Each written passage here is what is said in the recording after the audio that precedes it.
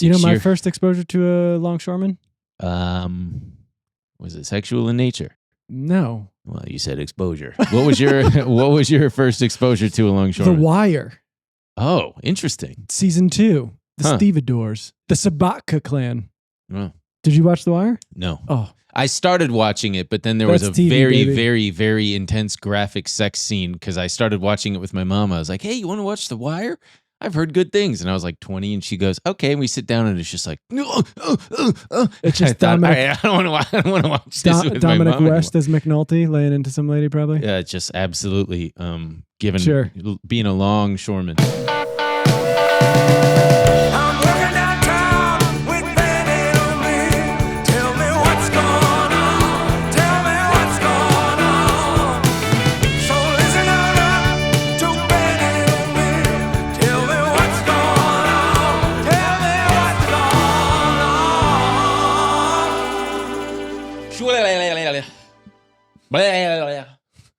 Sorry. Do you have any more Do I have any more? to get out? Okay. Do you feel better? Yeah, welcome back, everybody. It's we're not going to do it. We're not going to do anything silly for episode 69. You guys I didn't even know. Who cares? Yeah, exactly. Don't even call attention to it. Because people were getting excited. I don't care what people do. To that, all I have to say is grow up. All right? Grow up. What? Yeah, the cool, what am I, Elon Musk? Oh, the cool number. You wish. Yeah, I wish I was. Oh, man, don't get me started. I'm all hopped up on cold brew. And Are you really? Yeah, and I'm going to try to get... What? And I'm going to try to keep it together. And I think I can. In fact, I know I can. Unbutton your jacket. You're getting like so much. Okay, then. I will unbutton my jacket. Well, we're going to get into the comments of the week. Let's do it right now. And let's do the comment of the week. Pretty much exactly what we knew was going to happen. People were Emil, it's Mark Kenny. I don't like either of these. My boy has 2 first names. They're not, but he is a monkey man, and that we got to send out a big Ben and Emil salute to that. Emil in a suit looks like the president of a frat. True. Fuck you. Ben in a suit looks like his son died and didn't own a suit before it. Okay. That's really messed up to make fun of a guy who tragically lost his son. My son got squashed to death by the Rizzler in a Pee-wee football game.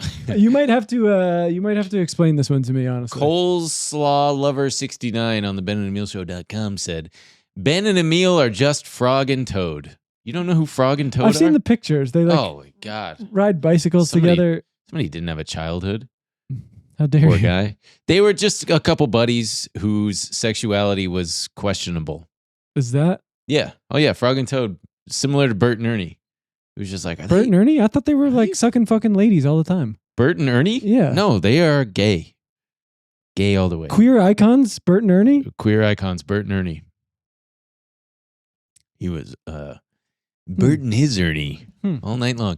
We're gonna do the Q&A soon. We're gonna bring that back. Everything's coming back. Meatball's coming back. We were busy with the set. Meatball. Yeah. I swear to you, there will be a meatball. Yeah. I shouldn't say I swear. I swear to God. I do. I swear. I swear to God. And also, we're gonna open the mail. We got your mail. Oh yes. We're gonna do that very, Although very a lot soon. of them have been ticking. No, they haven't. They're in my apartment now, and I shook them and I listened. Oh man, I can't wait to open that shit. Hopefully, there's not perishables in them. We open up just like it's just rotting. I would have smelled it by now, but no, maybe they wrapped it up real good. Maybe they are hard cookies. You know what we'll do? Because we'll post it. We'll make a little post box? On the Ben and Emil show. How about that, folks? We're gonna post the PO box in the thing. But let's get into the episode. First of all, we got to give a huge shout out to everybody in the in the path of Hurricane Milton. Be safe down there and leave. My God, what a fucking absolute, so scary. They're telling I was listening to the mayor of Tampa on the radio. She was basically like, if you don't leave, you're dead. Yeah, leave. Please leave. Yeah, but what? It's so infuriating. Leave. I mean, there's a ton of people who can't leave. What, like people in hospitals? Are you giving, or just people who don't have the money for a hotel or a flight or whatever? And now, of course, the prices are surging. A flight out of Tampa is like $1,500. Oh my God, of course they are. So I'm just like, what do you want anyone to do? Yeah. Or like open up the freeways in both directions so that everybody is not stuck in traffic. And don't price gouge people. Yeah. And although Kamala was like, I'm going to institute, we're going to stop price gouging. And everyone was like, I'll kill you, you communist pig. So I don't know what anyone wants. Yeah. Oh, and my favorite has been the, I mean, I shouldn't even call attention to it, but some of the wackadoos in the Conservative Party saying that it's like they can do cloud seeding. Yeah, they can. Oh, Marjorie Taylor Greene. Yeah, but it's not like you can create a full-blown fucking hurricane. I don't know. I like her. She's got gumption. You absolute numbskull. You're just jealous because she can do more pull-ups. She probably could do more pull-ups. Definitely. Have you seen her whip on that bar? Have you seen her lats? She's got lats, man. She got yeah. Do you see the way this guy gets flustered talking about Marjorie Taylor Greene? Sometimes she just does something to me, man. She's just I'm just picturing my head between those thighs just getting crushed. Like a watermelon. Yeah, and I'm just going and she's going, you fucking Jew. You little Jew. You control the weather, don't you? You do it. You admit it. Just admit it. And I'm going, I admit it. She's squeezing me. Yeah, you little fucking Jew. That's also what I imagine. Who's that black rapper woman? Who's a little crazy? I never Azealia Banks. No, I never fucked Drake. Rihanna. No. Nicki Minaj. I imagine Nicki Minaj would treat me the same way. She'd be like, you fuck, just on top of me, just going, you fucking Jew. I think we're gonna have to wrap this segment up. Ben has had too much cold brew. But she's using a different word. She's using the slur word on me, on top of me. That's enough of that segment. And that segment was called so the intro to the episode. Oh, we got it. We just wanted to wish. We just wanted to wish that everyone was safe in the path of the hurricane. It's important to remember that's what we wanted to do. Yeah, I really do. And hopefully 0 people get hurt or killed because there's. Anyway, let's talk about something more uplifting, which is a bit of, would we call this corporate greed? Yeah, we could file it under that. We could file it under a lot of things. It's fighting corporate greed? Yeah. I think it is an uplifting story. You may have heard about it. Maybe you didn't because it came and went, but it really not did over. Come and go. There was people were talking. Go on. If anything, we're talking about the Longshoremen and the very brief. If anything, we're talking about the Longshoremen. What you do everybody, you know what a longshoreman is, huh? Do you know? We're talking about the Longshoremen strike. We're talking about the Longshoremen strike that came and went, and it's just temporarily over, but it's going to come back, and I don't know that they're going to be able to solve this thing. So longshoremen are the guys working down at the harbor. Did you know this before the strike? What a longshoreman was? Yeah. Yeah, my dad works. Oh my God, I know. I was leading you there. Don't get mad at me. Oh, yeah. So, yeah, my daddy worked down at the harbor, and he worked in an office. He was not like a... He was doing stolen valor. My dad was doing longshoremen stolen valor. But no, they're the guys who load containers and cargo onto and off of ships. Among other things. And my dad hated working there. He hated it because to hear him talk about it, he was like, man, boy, those buttons are... let's just... We need to get Emil a new suit here. It's like when you're in the mob and you kill a guy and you get out there and you're digging a hole to bury him. And then you and the other guy's shovel clank, they hit. Oh, that's awkward. And the other guy stops to joke about, hey, look, I shut up. Well, just keep digging the tunnel. You know what I mean? I mean, keep digging the hole. We got to put this body in there. Well, so these longshoremen are in a union, and I believe on the West Coast we've got the ILWU is one of them, and then on the other one is the International Longshoremen's Association, which includes cities like Houston, Miami, New York, New Jersey, and their contracts get renegotiated every 6 years. My first exposure to a longshoreman? Was it sexual in nature? No. Well, you said exposure. What was your first exposure to a longshoreman? The Wire. Oh, interesting. Season 2. The stevedores. The stevedores? Yeah. Huh. I just remember my dad telling me that... The Sabatka clan. Oh. Did you watch The Wire? No. Oh. I started watching it, but then there was a TV, very, baby. very, very intense graphic sex scene because I started watching it with my mom. I was like, hey, you want to watch The Wire?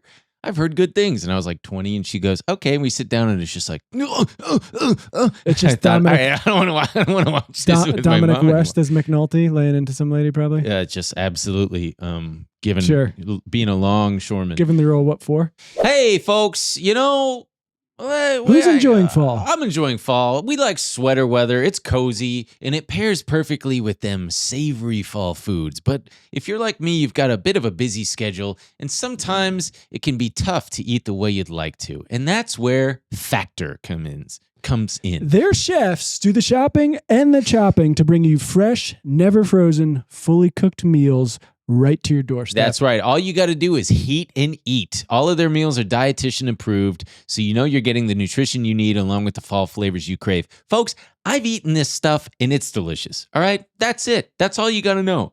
My endorsement should be enough for everybody. But if it's not, look, they got options for you. Yeah, right? that's so right. You're not eating the same plain old thing every day. How many different wholesome meals do they've got? 35 wholesome meals every week, including Gourmet Plus, Keto, Calorie Smart, Vegan and Veggie. So you'll always find something you love that suits your lifestyle. And there's more to Factor than just lunches Don't and tell dinners. me they have breakfast. They've got breakfast and smoothies, they've also got delectable midnight snacks. In fact, Factor has over 60 add-ons to keep you fueled and focused 24 hours a day, 7 days a week. So look, if you're like us and this fall, you got a lot of stuff going on. You think, oh, you know what I got to do? I got to just open up Uber Eats. I got to open up Postmates and eat something unhealthy. You actually don't have to do that. Factor's got your back. You work hard, so treat your body right with Factor. Their fresh, never frozen, chef-crafted meals make it easy to get the nutrition you need with a restaurant-like experience you deserve. There's no prep, there's no mess, just delicious meals that feature premium ingredients. Head to factormeals.com/Bays50 and use code Bays50 to get 50% off your first box and 20% off your next month. That's code Bays50 at factormeals.com/Bays50 to get 50% off your first box plus 20% off your next month. You really can't beat that, folks. You can't. So, the Longshoremen are very interesting because it's very much a good old boys club. It's like if you know somebody, you're practically in. Case in point, just went on the boat. I have a video of Gary, and I'm going to share it in the bonus. But Gary's son Travis briefly wanted to be a longshoreman, and Gary knew a guy in the union who was very high up, and he said, the way to enter into the lottery when they open it up, like thousands of people enter this lottery to become a longshoreman, to start at the bottom and start working your way up. You got to fill out this postcard. And Gary's friend said, here, give him this special postcard that basically just probably got a special mark on it that's like, oh, this is someone's kid or someone knows somebody. And he got right in. Yeah, I think that's a lot of unions. Yeah. They're difficult to get into. And yeah. Which doesn't inherently, I'm not making a judgment call that they're... Well, that's the funny thing about this. When this happened, and I don't know if we want to start with maybe playing the Union Boss video so people can have a little bit of a better idea of who was the head of... This guy? Yeah. What's his name? Harold Daggett? Daggett. My name, yeah. Picture what Harold Daggett would look like, and that's him. And for the audio listener, he does have a big old chain. He got a big old metal. He got a big old gold chain. He's got a white goatee and a bald head. And looks like possibly designer glasses. Yeah. Oh, for sure. Let's hit play. Let's check it. But today's world, it's changing into the future. They're not making millions no more. They're making billions. And they're spending it fast as they make it. I want a piece of that for my men. Because when they made their most money was during COVID. When my men had to go to work on those piers every single day, when everybody stayed home and went to work. Not my men. They died out there with the virus. We all got sick with the virus. We kept them going. From Canada to Maine to Texas, Great Lakes, Puerto Rico, now the Bahamas, everybody went to work during COVID. Too. Nobody stayed home. Well, I want to be compensated for that. I'm not asking for the world. They know what I want. They know what I want. And if they don't, well, then I have to go into the street and we have to fight for what we rightfully deserve. These people today don't know what a strike is. Right. When my men hit the streets, from Maine to Texas, every single port will lock down. You know what's gonna happen? I'll tell you. First week, be all over the news every night, boom, boom. Second week, no toilet guys paper. who sell cars can't sell cars because the cars ain't coming in off the ships. They get laid off. Third week, malls start closing down. They can't get the goods from China. They can't sell clothes. They can't do this. Everything in the United States comes on a ship. They go out of business. Construction workers get laid off because the materials aren't coming in. The steel's not coming in. The lumber's not coming in. They lose their job. Everybody's hating the longshoremen now because now they realize how important our jobs are. Now I have the president screaming at me, I'm putting a Taft-Hartley on you. Go ahead. Taft-Hartley means I have to go back to work for 90 days. That's a cooling off period.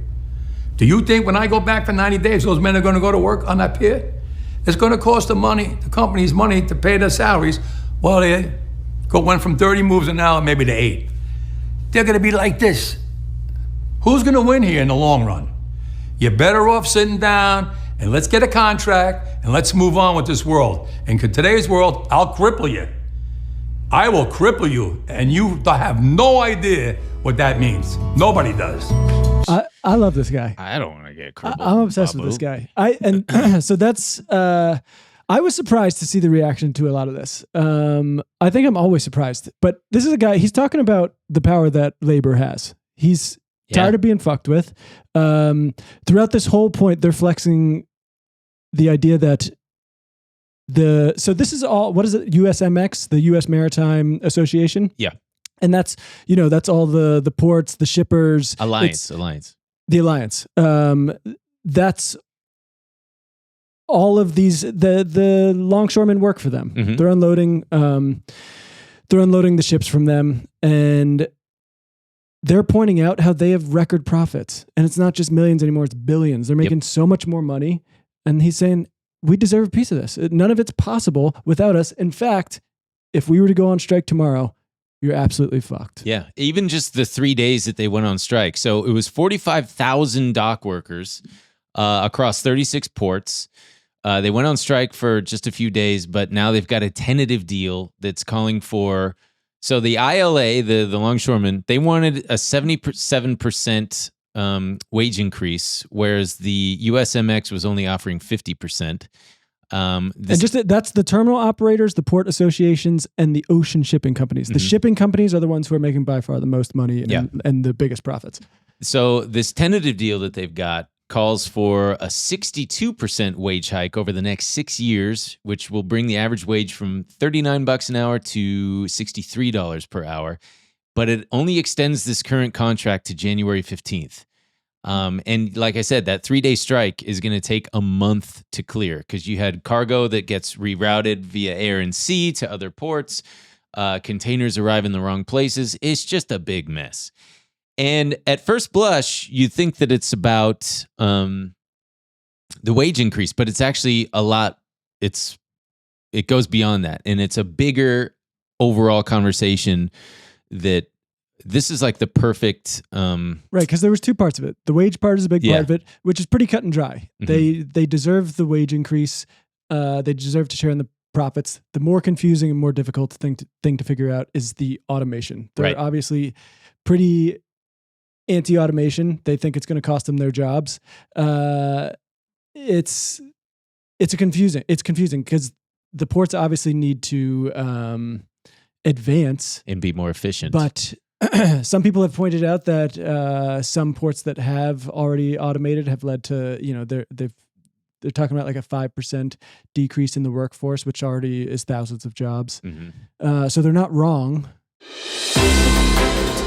Hey, gang, you know it's time. We got to talk about that MooMoo. Huge shout out to Glenn and the entire MooMoo family. You know him. You love him. I know him. I love him. I use him every day. It's MooMoo. It's more than just a brokerage app. It's kind of an everything tool. It's a multi-tool, all in one convenient location that's easy to use, and you can really get lost in the sauce in a good way, exploring all the various features. One of my favorites is, of course, the news. I mean, I'm not paying $35,000 a year for a Bloomberg terminal. I'm not even paying for a Wall Street Journal subscription. Why would I need to when I got all the news that I need right there in the MooMoo app? On top of that, you got all the different types of orders that you need to work with to trade successfully, the conditional orders, limit orders, stop limit orders. And you're also getting the zero commission. I mean, that's huge right there. Forget Robinhood, forget all that other stuff. Zero commission for stocks, options, ETFs. And it's just about as good as it comes. And if you're a little nervous about trading, you've never done it before, guess what? MooMoo's got you covered. They got paper trading. You can pretend. You can get your feet wet with special little plastic booties on. So you're not actually getting wet, but you're getting wet, paper trading. So you can have $1 million. You ever thought, oh man, I'd be so good at this if I had $1 million? Well, now you can. I'm returning my boots. They'll give you $1 million in virtual assets to help you become familiar with the trading process without incurring any cash losses. You can explore stocks, options, ETF trading through simulated trading that mirrors real-life market conditions. And Meals right here is going to tell you about some good sign-up bonus offers. If you're new here, you know that there's so much more to what Ben just said. But look, that should be enough. But you got sign-up bonuses for all you guys, all right? First one, up to 15 free stocks. That's so many. You deposit $100, you get 5 free stocks. Deposit $1,000. How much more? 10 additional free stocks. Wow. Last one, transfer in bonus. Okay. Get a 1.5% cash reward on your initial transfer amount up to $300. How about that, Bone Daddy? Very good. Where do they go? The link in the description. Link in the description, baby. Yeah. Thank you, everybody. Check out that link in the description, man. Bye. They wanted a ban. They want a ban on automation of cranes, gates, and container moving trucks. So just all of the main pieces of the ports. They also wanted better job security. They wanted something called touch fees, which is payments that longshoremen get for each container that they handle. And a good friend of the show, Kyla Scanlon, actually wrote a very, very good, easy to understand, comprehensive read. We'll link it in the description. But yeah, she pointed out that the top 10 carriers, the top 10 shippers have 90% of the market cornered. And it's funny, they actually benefit from these strikes. Yeah. They profit because the strikes give them... Shipping gets way more expensive. Yep. It's just like how all their fucking profits went crazy during the pandemic. That's right. And a standard 40-foot container normally costs about $4,000 to $5,000 to ship from Europe to the USA. But with not only peak season, with the holidays coming up and strike surcharges, the rate just went up 30 to 40%. Yeah. So while you're jumping in the shower every time you take a shit because you don't have any toilet paper, this guy's printing money. Not me, baby, because I got that bidet. Oh, wait, man. But before we even get into the automation stuff, I want to talk about the just the reaction to some of this. I found it so crazy. In my mind, I would think that a lot of people. Oh, online? Yeah. And I mean, some stuff is going to be expected. Anything from right wing, obviously they're going to be pro corporation, anti labor. So you have things like, if you want to pull up one of that first tweets, it's the New York Post. Of course, they're jumping in here. They're looking at. Oh yeah, because to be clear, that guy we played him talking. He does make a ton of money. Yeah, he's the top dog. And people are pointing out not only his, but they also called out that the average salary for a lot of these people was around $147,000 a year, which is a lot. But they're also pointing out that's with heavy amounts of overtime. Yeah, because their wages have actually gone down. Yes, recently. Yeah. Before this strike, the wages were going down, and the average for without overtime was something closer to $80,000. So yeah, the New York Post is pointing out that this guy lives in a pretty luxurious situation. He's got a very big house. He's got a Bentley. New Jersey. We don't know if He's got that Bentley's used or not. He's It got a might big be a pool. fucking Bentley. It might be a used Bentley. But He's got a yacht. Okay, might be a used yacht. Maybe he bought it with other guys in the union. But it's just but watching people doing this, I don't quite understand the point. Just because he's making a lot of money, he doesn't deserve to, and he's labor, he doesn't deserve to share in the profits of, I guess, of what these. Ooh, and it looks like he's got companies. a fancy pool cover on. And the too. best part is, I'd be even more pissed if he was living like this and then was forcing his guys to go take a deal that wasn't good for them. Yeah, sure. So he's living like this and going, I want to get all my guys fucking banked up too. That's a fucking.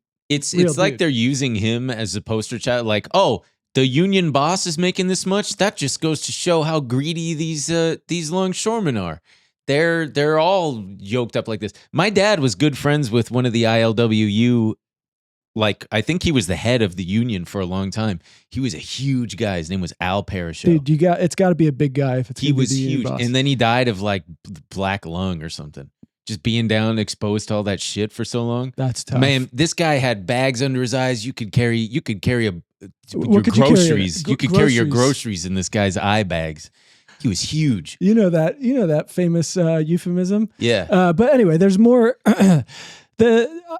Well, should we talk about what they were? Because I was very surprised. But at this. these are from regular people, so obviously it's to be expected from the post. But seeing regular people with like tons of click the second one with the just calling out.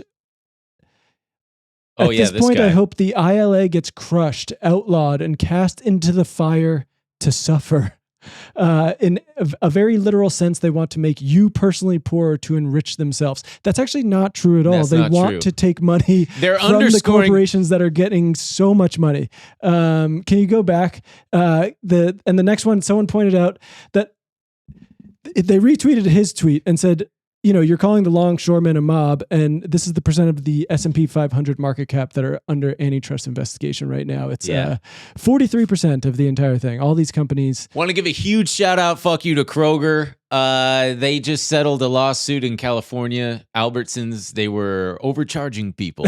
So gotta love that government regulation doing its thing. Go back to some of these. This one.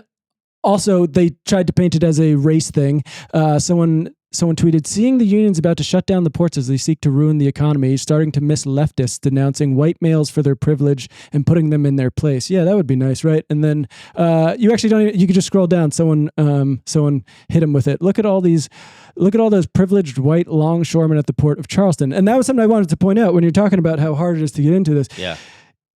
Yes, that's true, but it's also it's a pretty diverse group of people fighting for what they deserve. Okay, so let's go back to what the UMX the what they were getting offered. So it wasn't just this 50% raise that they were offered. They were also offered triple employer contributions to retirement plans. That's fucking huge. Stronger healthcare options. But they also wanted to retain the current language in the contract around automation and semi-automation, which is exactly why the union rejected the offer. So I learned something from reading Kyla's article about this, and I did not know this. Ben learned something, everybody. You learn something new every day. The ILA, the same union that is going on strike. And by the way, this is not me making a judgment call. I'm just speaking to, Emil alluded to it earlier. And Kyla underscores this as well. Automation is going to happen. It's going to come. We shouldn't just pay these people off and say, all right, get the fuck out of here, get out of the way. Automation's here to take your job. No, there are other solutions that can and very well should be implemented. That's what you learned today? No, I learned that the ILA opposed containerization in the 1950s. And what is that? That's exactly what it sounds like. Before the 1950s, they didn't have containers like you see on ships. Everything was just loaded piecemeal. Yeah, it's like if you've ever seen, what's the Marlon Brando movie? Stella. Oh, yeah, Streetcar Named Desire from 100 fucking years ago. Well, he's a dock worker. Oh, yeah. Back then, boy, that was a risky-ass job. And it's all just coming in on like ropes. Yeah, guys were getting crushed to death all the time. I could have been a contender. And so when they containerized things, it sort of standardized stuff, and it brought the cost of per ton loading from $6 to 16 cents and made things way safer. And as Kyla points out, you can't fight technology, whether it be in the 1950s with containers. I know back then that was a sure, but sort of technology. Yes, it's there's a long tradition of this, right? The Luddites, who are often misunderstood as people who hate technology, they were people who were fighting they weren't against the technology. They did end up destroying machines and stuff, but it was because they wanted to be included in the profits. Yes. So as efficiency goes up, they say, why are the wages not going up? Yes. Okay, so efficiency goes up and up and up, and companies are making tons of money. But where are wages? Flat. Yes. And rightfully so. The ILA is petrified that these companies are going to do what companies want to do and just bring in the robots and tell everybody to fuck off. And this is... Which is the point. It's important. Like, it's not a side effect that some people get laid off. It is the goal. Right. Corporations and companies are like, God damn, labor's pretty expensive. Oh, baby, they'll fuck you. If you bend over to pick up something, they're gonna try to slip it. Sorry, that's a bad. Yeah, why don't you they're just gonna try. They're gonna try to fuck you. They're gonna try to rob you. They're gonna try to rob you because that's what they are designed to do. Except for Costco. But that's Costco has a really good CEO who doesn't take a lot of pay, and that man is he's Jesus. That's why I have been so shocked at the response to this. Obviously, I get it from the New York Post, but seeing an example of someone using their power because people are stupid, man. I guess. I mean, there's one more. I just want to point out. Someone created this little meme. Do you see the Elon one? Click that. Elon could automate this whole thing. So longshoremen need to get their mind right. And someone took a picture of the leader, said, "Careful, fat boy.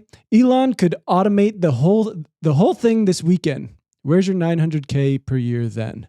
And it's just like, dude, what is wrong with these guys? These guys are so fucking backward. I just don't get all the dick riding for the people richest who hate guy you in the world and want to kill you. Yeah, and also, I mean, I'm just echoing other people's sentiments who have phrased it much better than I. But just as a side note here, these conservative guys are so scared about the George Soros's. The foreign billionaire who's like influencing media and all this shit. And you've got the biggest billionaire who's a foreigner who bought one of the biggest, most important pieces of media dissemination, actively forced everyone to see his tweets. Yeah. And can you imagine if George Soros did that and was forcing everybody to see fucking BLM tweets? They'd all literally got pissed that Joe Biden's tweet got more engagement than his after whatever event and was like, you guys need to fix the algorithm. Well, anyway, so the thing that I'm worried about, and again, Kyla points this out, is that if come January, they aren't able to figure things out and they do go on strike with this automation stuff, that could be really, really bad for inflation because we just finally got inflation under control. And I know it doesn't feel like it, but by the metrics that the Fed cares about, and they're the ones in charge of interest rates, we've got inflation pretty much tamed and in a good place. But if we see a massive supply chain disruption that would come from a strike from these dock workers, that could be really, really, really bad. And it could get really bad really fast because as this guy, I mean, just as we've seen, 3 days of them on strike is going to take like a month to clear. And as Harold Daggett said himself, hey man, well, I can't do it. I don't remember what he sounded like. Okay. 1 week, the guy selling cars runs out of cars. 2 weeks, By the way, you're a hell of a car salesman. We can cripple the economy. Yeah. But you know what it sounds like to me? It sounds like the USMX should come to the table with a serious plan for how automation could work. How they could work together to retrain existing employees and these union workers, how they can come up with, there's got to be a better way than just robot comes in, robot takes job. But man, is it a sexy robot. But this is going to be every industry from now on. That's why they are at the front line of this. That's why these dorks who are railing against them, they don't have second and third order thinking like you and I do. See, because we're smart.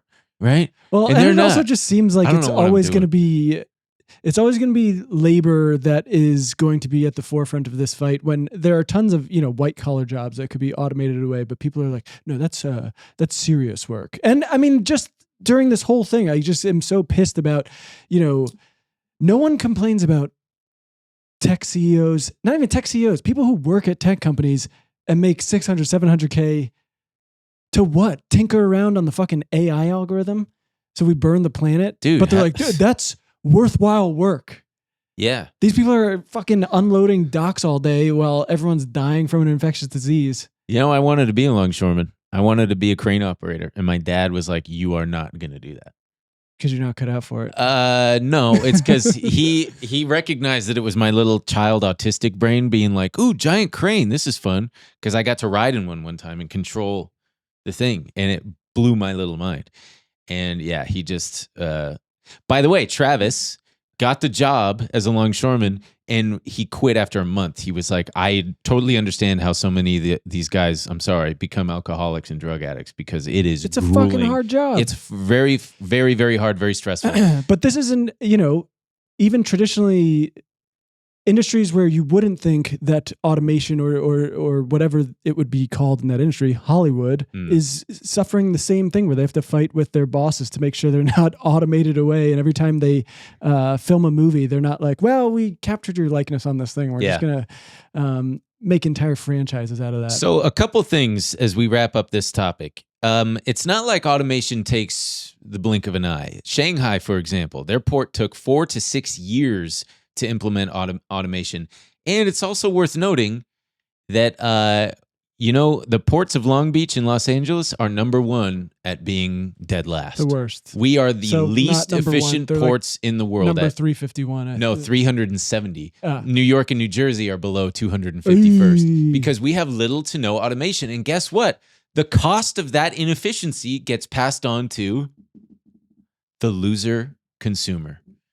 You and me and everybody. That's right. And that's not me blaming the ILA. That's me blaming, I don't know, corporations. Figure it out, guys. That's what you're getting paid the millions of dollars. I also don't quite understand the argument that it takes a while. I saw someone else talk about how it could be 6 to 8 years before they get some of these automated. It's like, okay, so in 6 to 8 years, a bunch of people are going to lose their jobs. Well, hopefully if they structure it in such a way, because obviously someone's got to, I don't mean how this sounds, but someone's got to make sure that these robots are working, right? Oiling them up and whatnot.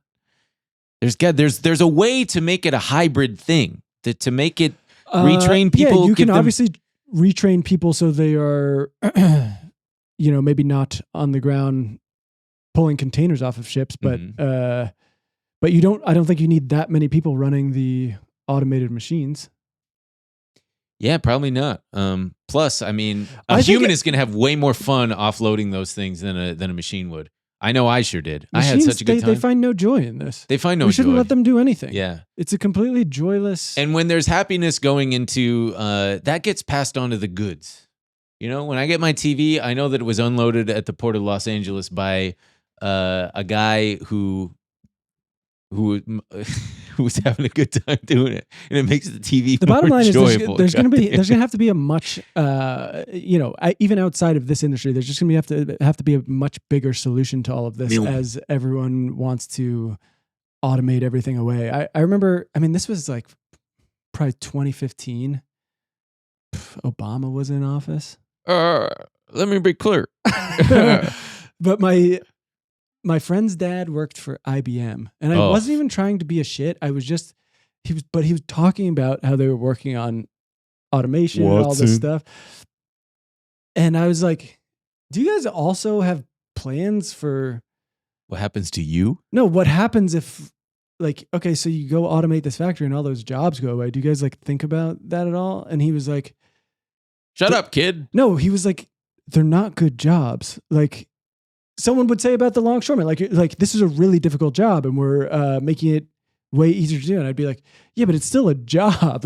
It's got to be replaced, or there's got to be new jobs. Yeah. And he's just so confused. He's like, you don't get it. It's a difficult, a robot's going to do it now. And I'm like, yeah, I know. But what happens to the person? Oh, that's what you mean. Oh, we're going to kill him. Yeah. What do you mean? What do you mean? We're going to kill that person? You mean the guy shoveling shit that the robot's doing now? actually, we'll pay him to then stand there and take the shit in the face. Can let's move on. Let's shift gears, shall we? Oh man, this one's depressing. Babu. This one is depressing, and we don't have to talk about it for too long, but it's a perfect example of this is the guy who all of your ire should be focused on. There was Impact Plastics is a company down in Tennessee. Yep. And Erwin, Tennessee. And you might have heard about the story because I obviously had no idea what Impact Plastics was because of this, but started seeing people getting interviewed, employees from Impact Plastics, crying, extremely upset and distressed at the fact that I think it was 11 of them went missing. Yeah. And 4 of them at this point are dead, and some are still not uncovered, but they had to come in and work during Hurricane Helene. Yeah, on September 27th, there were 11 of these workers at this place. There's one road in and one road out. And there's an area that's famously prone to flooding. Yeah.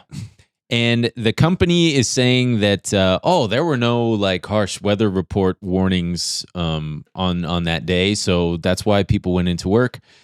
But that directly contradicts the weather services. Complete fucking lie. Yeah, when the first shift at the Impact Plastics factory started at 7 a.m. last Friday, the company claimed there was no flooding alert or warning. Water started to pool in the parking lot around 10:35 a.m. The power plant went out at 10:39 a.m. and public warnings were sent out. That contradicts the multiple flood and storm alerts, along with public warnings from the National Weather Service that were issued for the area, including the Erwin Plastics plant prior to the start of the workers' last shift. A flood watch, which included warnings of Helene's rain, was issued for the area on Tuesday, and a flood warning from the National Weather Service was issued at 3:59 p.m. local time on Thursday. Yeah, I just don't understand. Even without those weather reports, if I own a company like this and a fucking goddamn hurricane is coming through town, I'm not going to be like, well, you guys just, play it by ear. Let's go. No, you're getting the day. Maybe that's just how it is in hurricane land, where they're used to having to go into work. He plays it a little faster and loose because of his, because they probably see more heavy rains. And 11 of these workers. I actually forgot to send this to Connor but I'm going to, can you check the Slack? There's the CEO.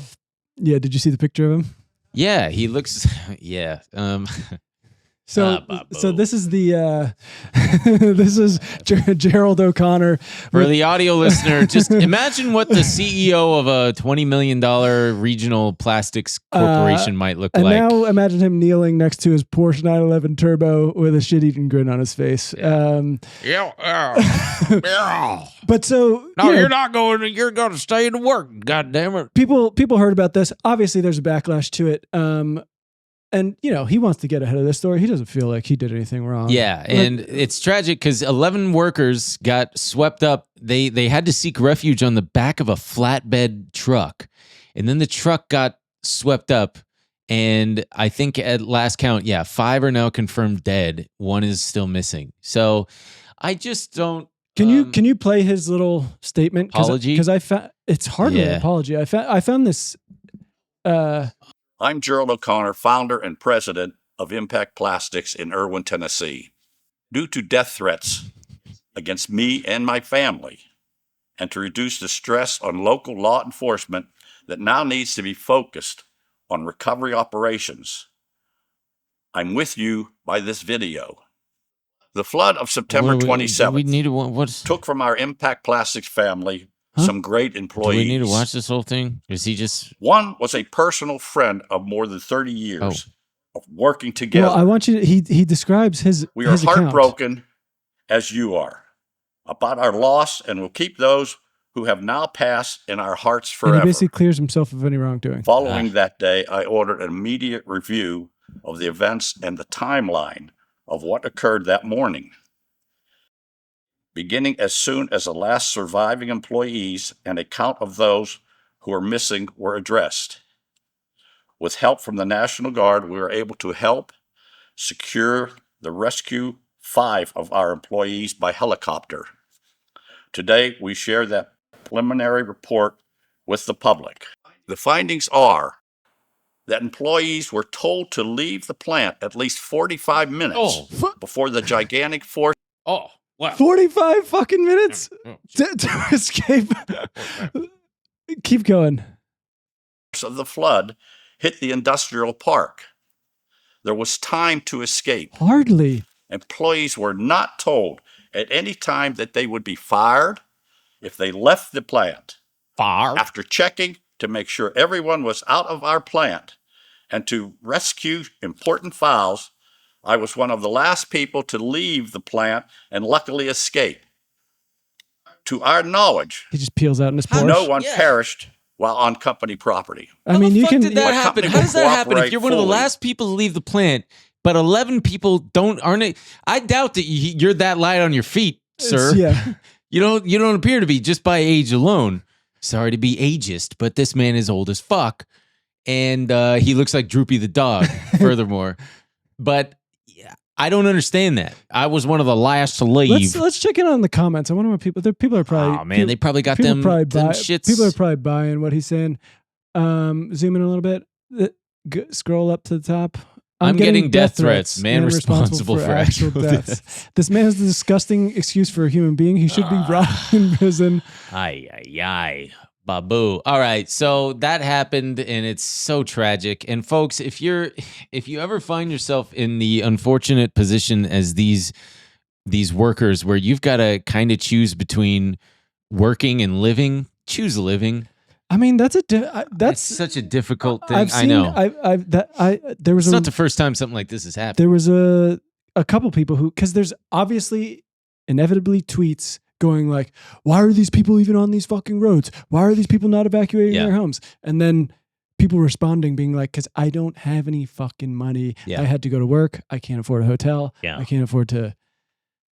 Oh boy. Yeah. Well, may their souls rest in peace. Those poor people. Jesus Christ.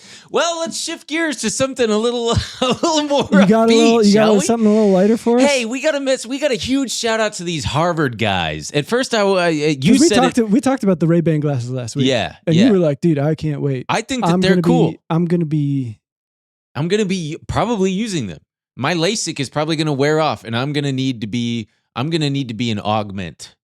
I want to be a hybrid human. You called Mark Zuckerberg Zaddy. Mark Zuckercorn. Oh God, I don't know what it is. What a transformation. And we all know what it is, actually. He just let his hair go a little wild. And he wore bigger shirts. He also got fit. He got fit. He started going crazy He on could kick people's asses now, and he's no longer scared. Was he scared before, you think? Yeah, he looked petrified. He looked like a scared alien. Congresswoman. Yeah, now he'd be like, pardon me, trick. Yeah, but have you seen our stock price lately? AOC, can I stop you? Shut the fuck up. Shut up for a second. Shut the fuck up for a second. Yeah. But so I loved what you said about these guys, which was, hey guys, stop doing that. Because these two Harvard students found a really awful use case for these glasses. Well, they're just pointing it out. They're pointing it out. Let's play the video of them, shall we? The video is wild. Yeah, we got these two smart Harvard guys. This is just the video built episode. Glasses that let you identify anybody on the street. The information our tool collects from just a photo of your face is staggering.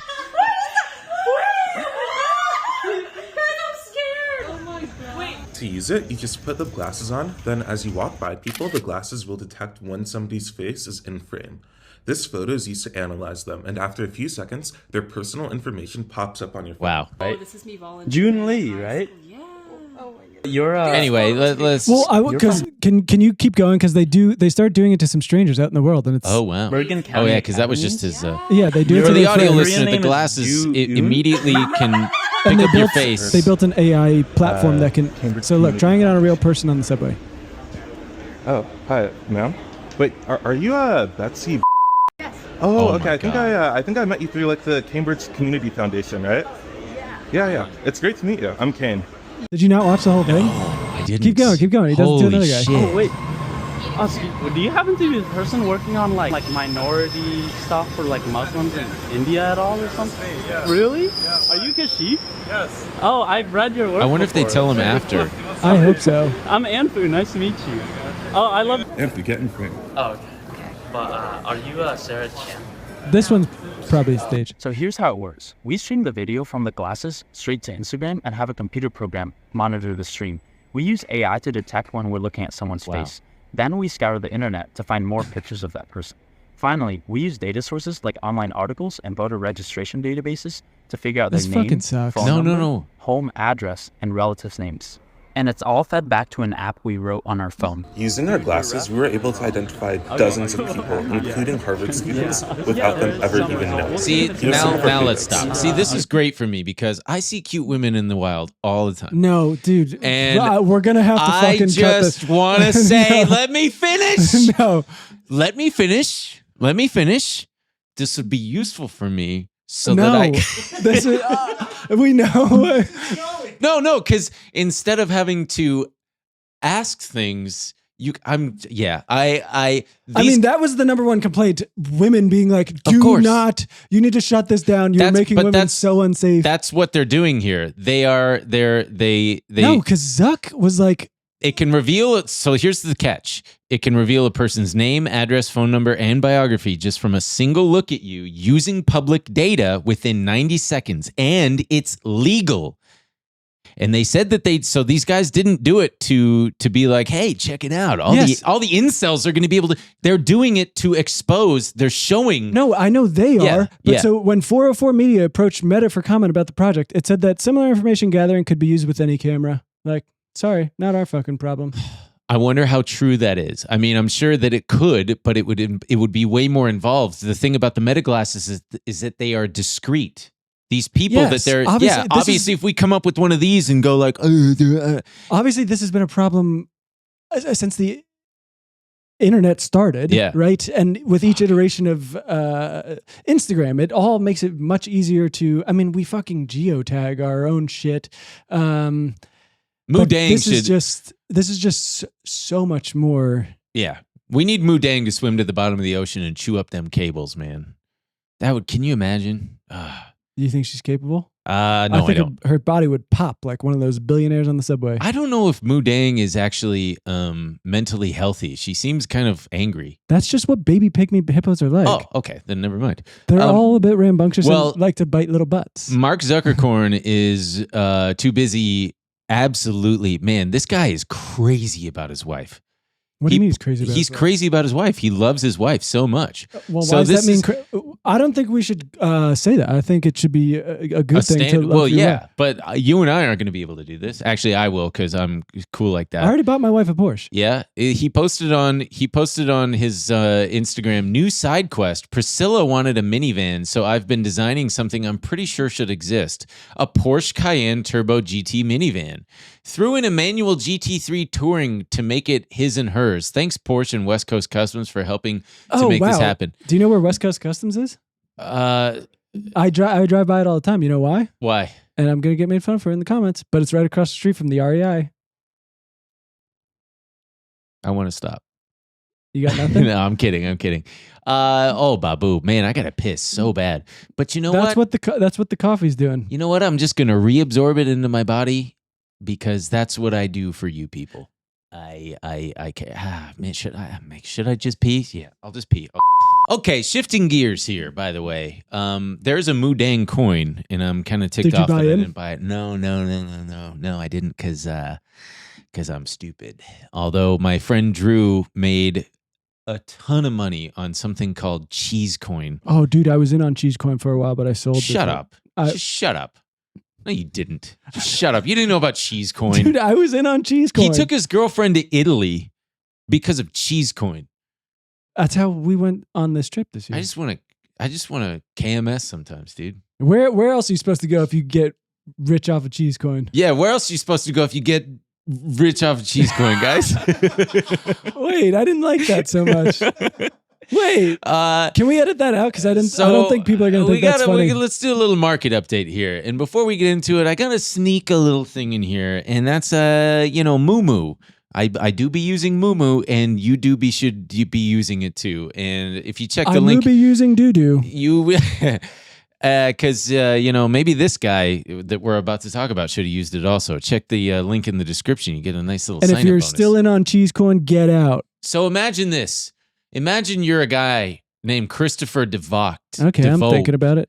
And which one is it? Check it out, dude. Shut your eyes. Shut your eyes for a second. I just wrote my own name, and I'm like, how is it pronounced? You're a carpenter, just like Jesus in Vancouver Island. You're hammering, and you've got about $65,000 in your Royal Bank of Canada brokerage. Yeah.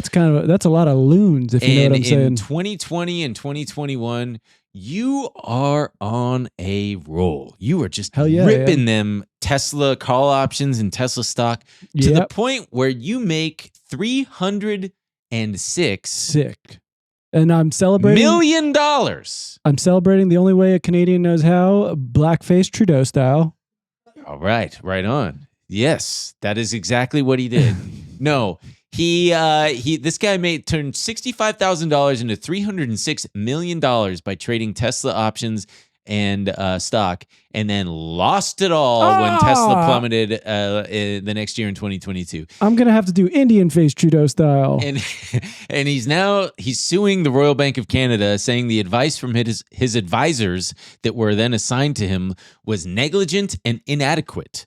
The Royal Bank of Canada considered him to be a sophisticated investor. The guy was a freaking carpenter, man. So what? He got lucky on some options, some incredibly risky options. That doesn't make him a sophisticated investor, and they should have known that, and that was his argument that he made.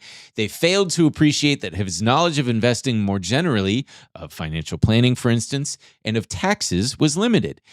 They had advised him to create a company and roll his stock into it to lower his tax liabilities. They didn't advise him to diversify, for example, which they should have done. They should have said, hey, bub, you got way too much Tesla stock now. It is all concentrated in this one effing company that, by the way, has just gone up 1,000% over the last 2 years. Why did he not just fucking sell it all? Because he's... I don't understand. I don't understand, too. The minute I hit above 10 million bucks, I'm out. You're never seeing me again. You're never going to see me again. Actually, you will, because I like doing this. You'll never see me again. But they set up loan accounts for him to borrow against his Tesla stake, which is what a lot of rich people do. But then guess what? Tesla starts to drop, and then poor Christopher, he's got to go back to hammer and nails now. I bet he feels bad for this. He donated $25 million Canadian to charity because they were like, oi, you gotta donate because that's gonna offset some of your tax liabilities. Never met a Canadian. No, that's not Canadian, eh? No. I think fuck you. Wait. Oh, hey there. You're getting close. Yeah, you better. Warmer? We do advise. Okay. I'm really sucking right now, and thank God this is toward the end of the episode because no one's watching. Nobody's watching anymore. So that's that story, and I do feel bad for that guy and hope that he finds that's his gonna peace. That's gonna be a big salute from us. 306 million to zero. That's historic, buddy. I don't know how you live with yourself. I don't know what the heck I would do. Well, Jesus careful H. because he might. Yeah, but I mean, that makes for a cool story, right? You're in the bar. Yeah, that's how he thinks of it. Yeah. Let me tell you guys a cool story. What? Oh, yeah. Yeah. And I'm just in Trudeau Indian face. Yeah. No, don't mind this. This is for Halloween when it's the only time that it's okay. Well, they wouldn't mind it because they're Canadians. They're probably in it too. Oh, let's wrap it up with a couple uplifting things. The feds cleared this Kalshi company for betting on the United States election. So that's good because we definitely need more stuff to bet on. You want to place bets right now, maybe? I think, well, according to the betting markets, they've got Trump favored to win now, like 60-40, something like that. I don't believe it because remember when we had it all, it was 90% assured that Clinton was going to win. But that's polling. That's polling. The betting market is way different. That is true. I kind of buy it. I don't know what to make of it, man. I'm truly just like, I'm just got my head down. I think unless something crazy happens, I think Trump's going to win. I do wonder how these hurricanes are going to affect voting. It's a good question. That is a good question. But so vote twice. Vote 3 times. Fucking Elon's mom told everyone to vote like oh my God, 10 different times. Jesus. Elon's offering like $47 for anyone you register to vote. Can you imagine if some lib was doing that? Imagine if what's the guy you said before? George Soros. Yeah. Elon Musk's fucking head would explode if he saw George Soros tweet what Elon tweeted. He went on Tucker Carlson's stupid fucking show, and just seeing the timestamps, it's just the greatest hits of. It's just like illegal immigrants, liberals, trans. I'm dark MAGA now. Yeah, I said MAGA bad on purpose to make fun of Ben. What Just is it, so that's MAGA? clear. Yeah, I say MAGA. I know. I said dark MAGA Oh, okay. to make fun of you. Oh, but it is MAGA. It's MAGA. MAGA? Oh, man. He said, what is it, short for Did magazine? you saw him come out and say I'm dark MAGA? Yes, of course I saw it. I saw the footage. I'm convinced now that he realizes that he's now alienated so much of his customer base that's on the left that he's now just kowtowing to his untapped customer base of the right. And he's obviously... Oh, dude. I mean, once you dip your toes in, you got to go all the way because... It's also so wild because he's talking about how on Tucker Carlson he was saying oh, I know that a lot of billionaires are petrified because if Trump wins, they're going to release the Epstein client list, and that's why these billionaires are scared. Brother, you're scared that if Kamala wins, you're not going to get your precious like government subsidy. I don't know what the fuck, man. I don't know what he's scared of anymore. He's convinced that he's enemy number one and he's going to go to jail. Give me a fucking break. No, you're not. You're not that important, dude. You're not that dangerous. Musk thinks he's enemy number one. He's like, oh yeah, if Kamala gets elected, I'll probably go to jail. I'll probably, and he does the reshuffle, the awkward guy like body reshuffle, and then he makes the stupid. He has lost complete control of his body. He's like shaking hands with Trump. He then makes he goes and the jumps. I mean, he makes this asinine point that well, isn't it interesting that nobody has tried to shoot Kamala or Biden? It's because they're not important. That's his thing. Nobody has tried to kill Kamala or Biden. Therefore, it's because they are not important.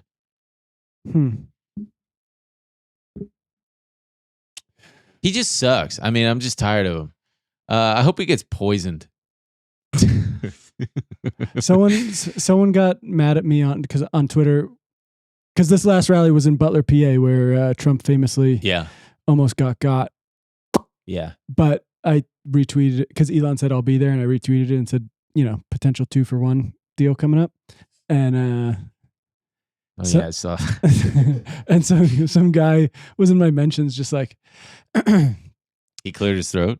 It's funny. As much as I hate Biden and Harris, I would never wish any harm on them or hope they get killed. But I always see Democrats talking about how they want something bad to happen to Trump. It's just funny the way you see these different. I was like, I feel like all I see is people on the right being like, I want to string them up. Wait for that fucking civil war, dude. I'm going to shoot so many trans black people. It's not even funny. I can't wait, man. Just come try to take my gun, man. I swear to God. Man, I'll just mop up you stupid fucking liberals. Am I missing something? Or is it, well, folks. And then Toyota. I just saw that Toyota invested $500 million into this Joby air taxis. Joby. And I don't know how I feel about these things yet. They can go pretty fast. I think they go over 100 miles an hour. And I can't wait to die at 100 miles an hour in the air, crashing into another air taxi, just trying to get to the airport.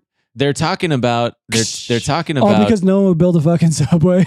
I have to ride in a goddamn Joby. Well, or you're just on the ground because you're too poor to afford one.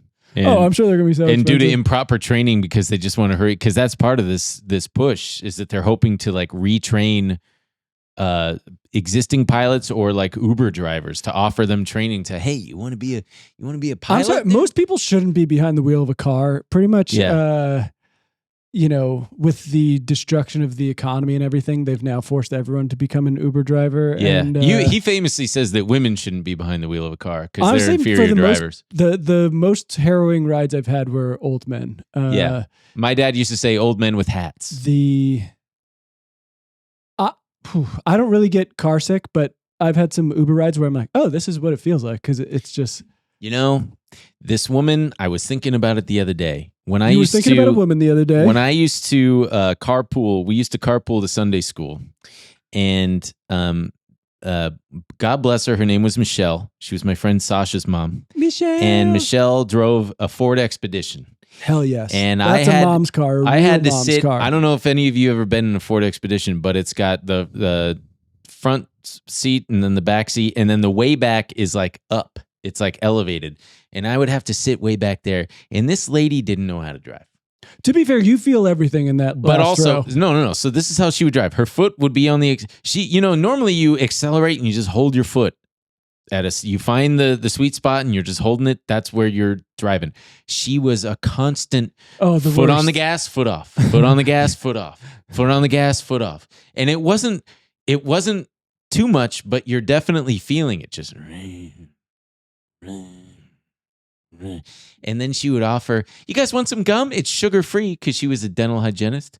And for some reason, the combination of that sugar-free gum and just being in that car, I just felt like throwing up. Now imagine Michelle behind the wheel of a Joby. Oh, man.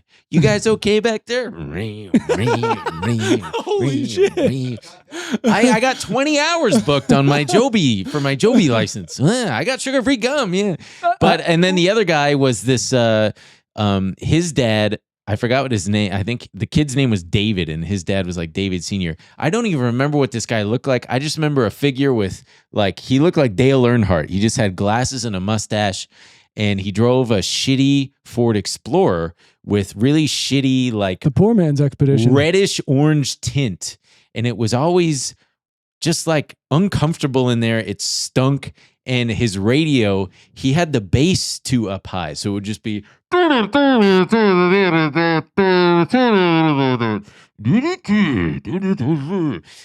whole fucking drive, I'd just be feeling sick because it's just. Nice. I'd be a good carpool dad. Imagine that guy behind the wheel of a Joby. Yeah.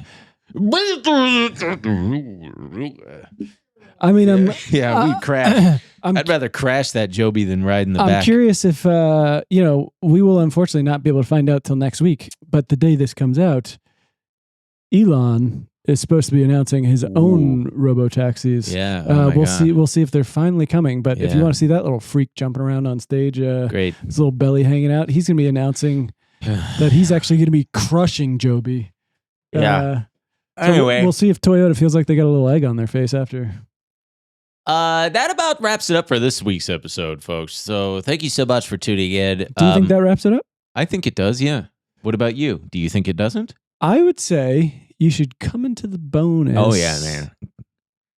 Come into the bonus. That's for sure. Yeah. Check us out. We're going to get nasty in there. We're going to get nasty in there. Topless show, maybe, actually. I don't know. I'm just throwing it out there right now. Ben got real nasty last week, and it was... How did I get real nasty? You're so... The cold brew is cranked through your system. Huh? What? And you're not making any sense. He needed an attitude adjustment, and I don't think we're going to find it this week, but that's okay.